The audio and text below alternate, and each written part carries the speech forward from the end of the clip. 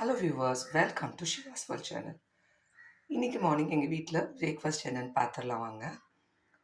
சம்பா புட்டு ready பண்ண போகிறேன். அதுக்கு மாவு எடுத்தாச்சு.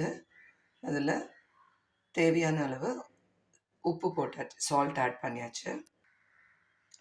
சரி, இதில் வெது வெதுன்னு இருக்கிற தண்ணி, சுடு தண்ணி, அது கொஞ்சம் கொஞ்சமாக ஊற்றி பிசைய போகிறேன்.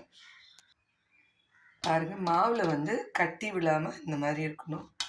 ஸோ புட்டு மாவு ரெடி ஆகிடுச்சு. இப்போ தேங்காய் ரெடி பண்ணிக்கலாம்.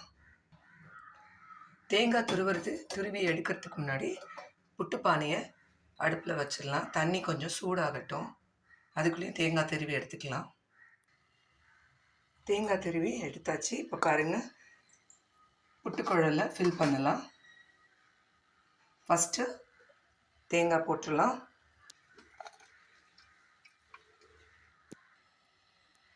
ஃபஸ்ட்டு லேயர் தேங்காய் போட்டதுக்கப்புறம் அடுத்த லேயர் மாவு போட்டுடலாம்.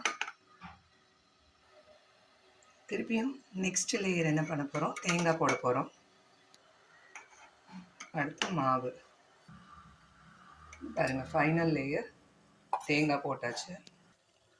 தண்ணி கொதிக்க ஆரம்பிச்சிருச்சு. இப்போது புட்டுக்குழலை வச்சிடலாம். அதில் மூடிடலாம். இப்போ பாருங்கள், 5 minutes புட்டு ரெடி ஆகிடும்.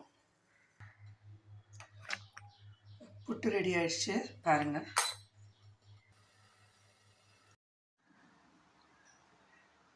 புட்டு எவ்வளோ அழகாக ரெடியாகி வந்துருச்சு. இது கூட இப்போது நாட்டு சக்கரை ஆட் பண்ணலாம்.